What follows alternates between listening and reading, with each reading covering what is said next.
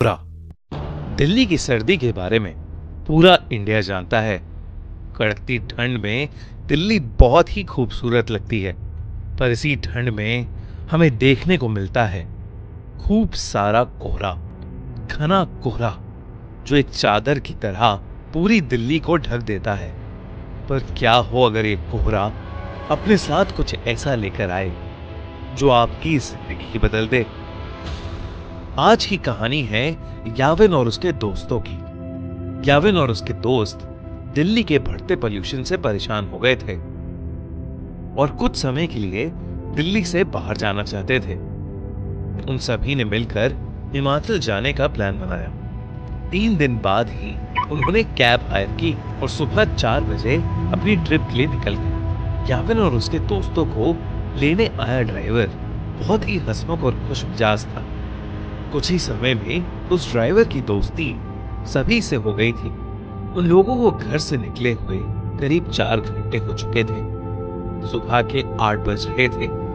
आसमान में अब भी अंधेरा छाया हुआ था। तभी गाड़ी में बैठे सभी लोगों को सामने रोड पर एक घने कोहरे की चादर दिखी। कोहरा इतना गहरा था कि उसके आगे रोड दिखाई ही नहीं दे रही थी। याविन ने नोटिस किया कि उनका ड्राइवर जो पहले बहुत मुस्कुरा रहा था, अब अचानक से बहुत सीरियस हो गया है। उसके चेहरे का मानो रंग ही उड़ गया है। याविन को लगा कि शायद ड्राइवर कोहरे में गाड़ी चलाने से घबरा रहा था। याविन ने ड्राइवर के कंधे पर हाथ रखा और उससे कहा, भैया टेंशन मत लो, धीमी स्पीड पर गाड़ी कोहरे से निकाल ले। तभी उस ड्राइवर ने याविन को देखा और सहमी हुई आवाज में कहा, मेरी आपसे विनती है, कोहरे से निकलते वक्त प्लीज गाड़ी की खिड़की बंद ही रखना, भूल कर भी मत खोलना। ड्राइवर इतना डरा हुआ था कि याविन और उसके दोस्तों की हंसी छूट गई। इस पर उस ड्राइवर ने बताया कि वो जिस इलाके में है वहां कभी कोहरा नहीं आता, और जब कभी ऐसा कोहरा आता है तो वो अपने साथ एक छलावा, एक झूठ, एक माया लेकर आता है। याविन और उसके दोस्तों को ड्राइवर की बात पर विश्वास नहीं हुआ।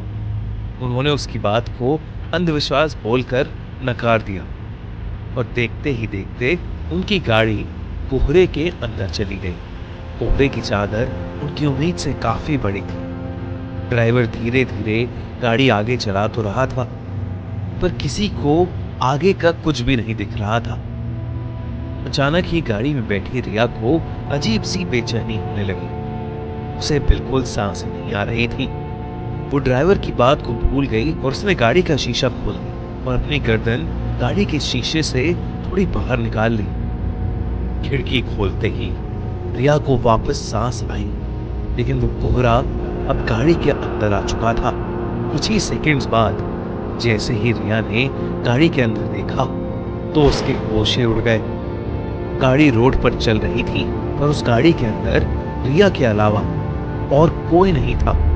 रिया की सांस वही अटक गई। याविन, रवि और ड्राइवर तीनों ही गाड़ी से गायब थे। गाड़ी अपने आप आगे चल रही थी।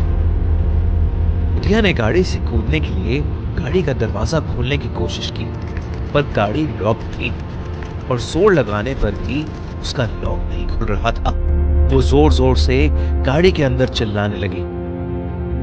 तभी कुछ ही देर में धीरे धीरे वो गाड़ी खुद ही रुक गई और दरवाजे का लॉक अपने आप खुल गया। रिया ने बिना कुछ सोचे समझे गाड़ी का लॉक खोला और गाड़ी से बाहर भागने लगी, पर उसे अपने आसपास घने कोहरे के अलावा और कुछ भी नहीं दिख रहा था।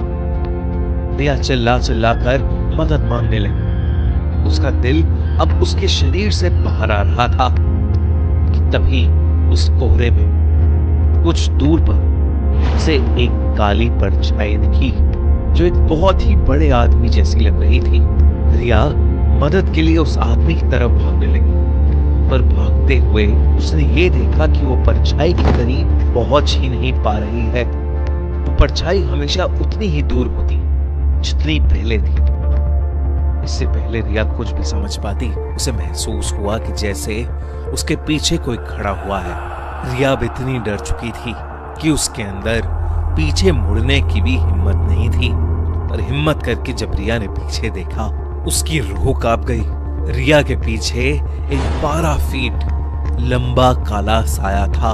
लंबे काले साये को देखकर रिया बुरी तरह कांपने लगी। तभी अचानक रिया को पीछे से एक बहुत जोर का धक्का लगा और वो नीचे गिर पड़ी। गैविन, रवि, वो ड्राइवर और रिया अब भी गाड़ी में थे। रिया ने जैसी वो खिड़की खोली थी, वो बेहोश हो गई थी। उस ड्राइवर ने उसके बेहोश होते ही रवि को जल्दी से वो खिड़की बंद करने को कहा। गैविन और रवि रिया की हालत देखकर उसे जगाने की कोशिश कर रहे थे और ड्राइवर बस बार बार एक ही चीज बोले जा रहा था, गाड़ी की खिड़की नहीं खोलनी चाहिए थी, नहीं खोलनी चाहिए थी गाड़ी की खिड़की। गैविन को अब ड्राइवर पर गुस्सा आने लगा था। उसे लग रहा था कि वो ड्राइवर एक मेडिकल इमरजेंसी पर वहम की पट्टी चढ़ा रहा है। गैविन बस वहां से निकलकर रिया को हॉस्पिटल ले जाना चाहता था। गैविन ने ड्राइवर को गाड़ी तेज चलाने के लिए कहा। ड्राइवर ने गैविन की बात मानी और गाड़ी के एक्सीलरेटर पर अपना पैर दबा दिया। लेकिन कुछ ही सेकंड्स में अचानक से गाड़ी के सामने एक लड़की आ गई और इतनी तेज स्पीड होने की वजह से गाड़ी उस लड़की से टकरा गई। उस लड़की के टकराने के बाद ड्राइवर ने गाड़ी वहीं रोक दी। अब याविन और रवि की सांसें वहीं अटक गई थीं। याविन तुरंत गाड़ी से उतरकर उस लड़की को देखने गया। उसने देखा कि एक लड़की खून से लथपथ रोड पर उल्टी पड़ी हुई थी। याविन ने जैसे ही उसकी शक्ल देखने के लिए उसे पलटा, उसका दिल दहल गया। वो खून से लथपथ पड़ी लड़की कोई और नहीं बल्कि याविन की दोस्त रिया थी। याविन को कुछ समझ नहीं आ रहा था क्योंकि रिया तो उसके साथ गाड़ी में थी।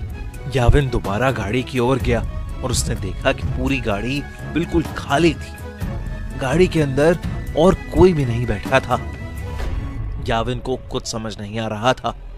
वो बहुत ज्यादा डर चुका था। याविन ने रिया की बॉडी को उठाकर गाड़ी में रखा और खुद ड्राइवर सीट पर बैठकर गाड़ी को चलाने लगा। याविन उस घने कोहरे में बस तेजी से गाड़ी चला रहा था।